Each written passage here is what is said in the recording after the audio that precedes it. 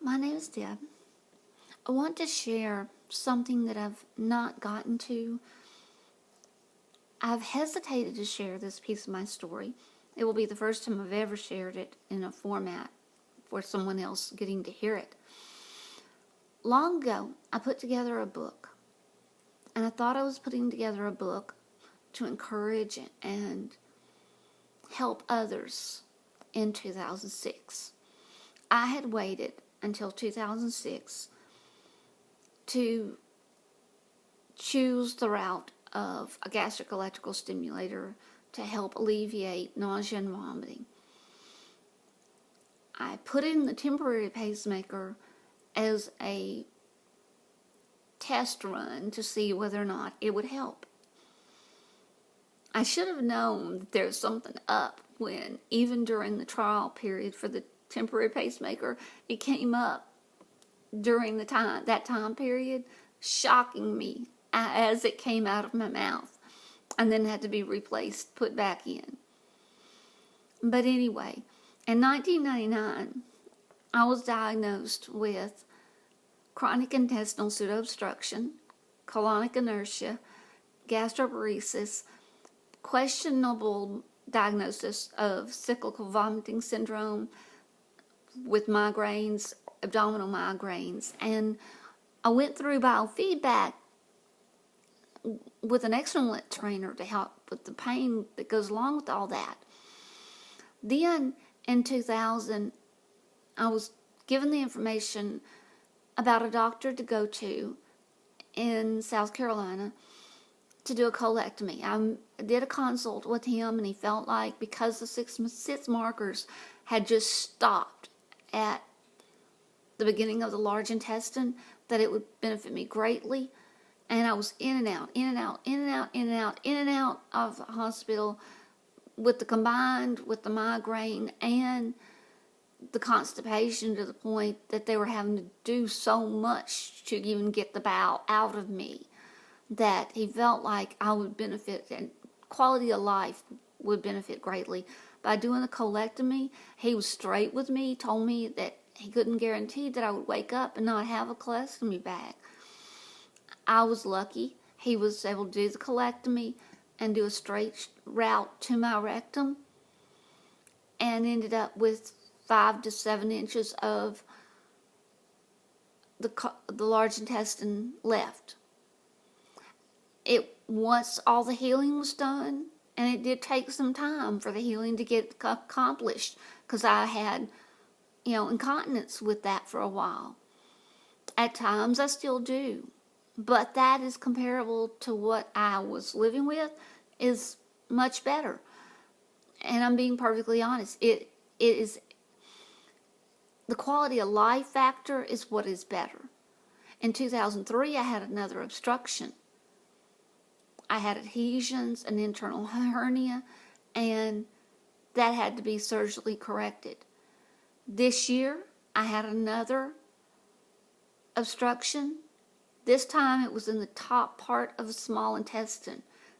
My small intestine had twisted, and there were so many adhesions that they couldn't even count, and they removed as many as they could and had to get out. So, motility disorders are very serious. That, number one.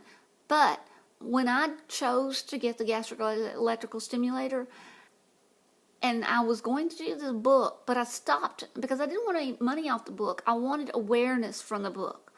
The support groups that are now available to everyone were not quite there yet in 2006. They were there, but not to the degree that they are now.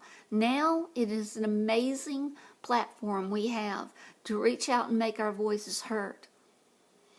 But I decided not to write that story because I did not want one person to not do gastric electrical stimulator based on what had happened to me, because I was not a predictor of what was going to happen if you chose that route. I had a hematoma, almost had to have blood transfusions. It took forever for the hematoma to go down. I had shocking from the box out of the lead wires that ran down through the lead wires down one side of my leg that just wouldn't stop. They had to change out the wires, then the box, then there was still shocking and intense pain over the box itself. So much so that I thought I was going to lose my mind. It would not stop. So I had them turn it off for 3 months. No, not for a number of months. Just to see, is this what I definitely wanted to do? Because I knew that it was giving me benefit. It was just the pain and the overage. I was not able to live with it. It was messing with my head too much. I couldn't take it. So I waited and I made that decision to go ahead. And it was the right decision, but it didn't make me happy because I'd all along still had my port in and I was still having to do the infusions. And it was a hard decision because I wanted the pacemaker, the gastroclavicular stimulator, to stay in because it was changing my life, but I couldn't. The other half of that bargain was too high.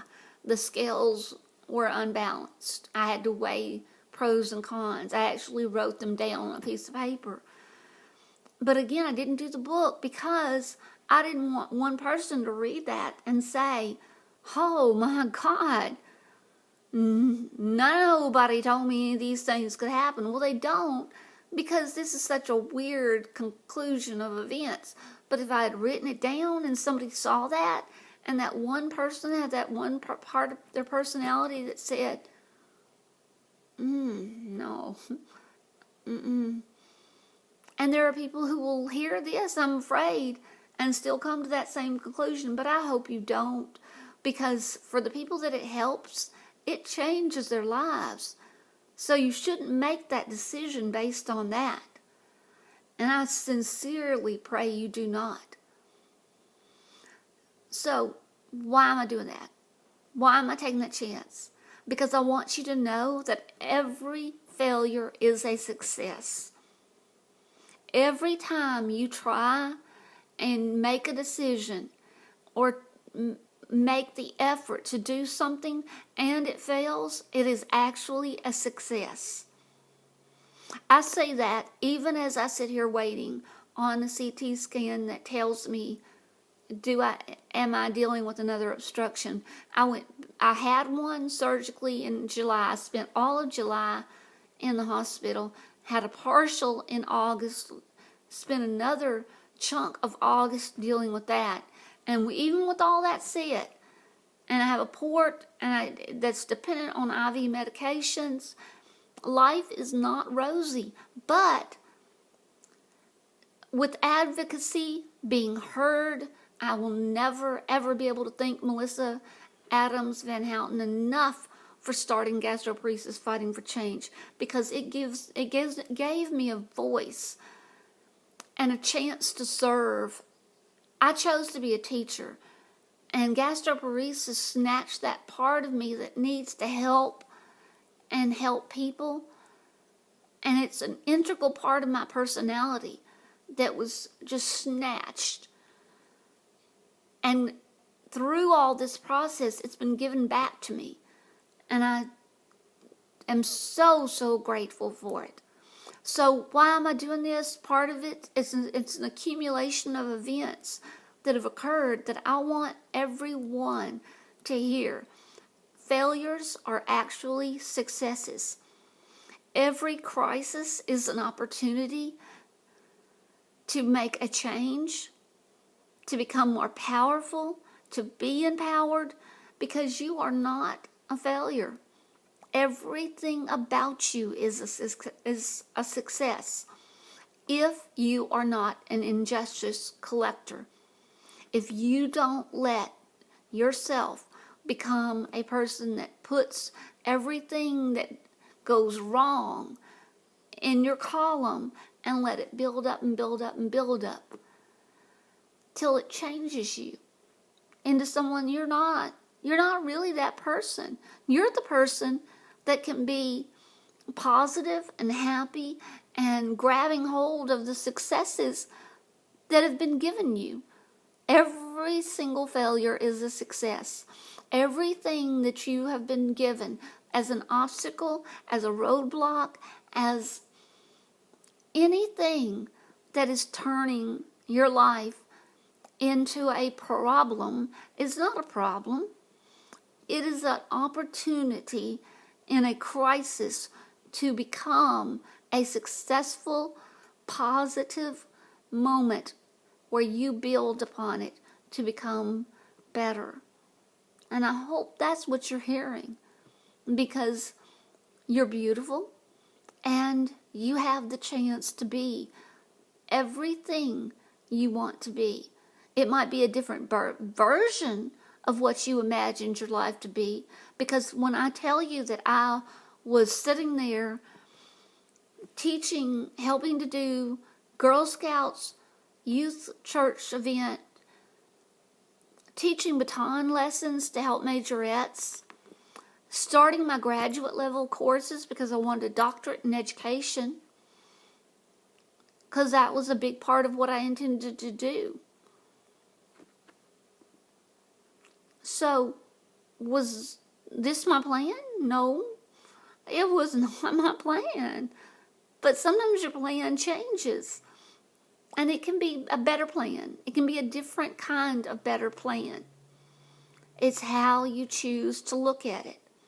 Every failure is a success. It's a different kind of success. And it can be a different road than you had intended it to be. But it can be a very fulfilling road if you choose to look at it that way. So I'm praying that your day is blessed today. Thank you.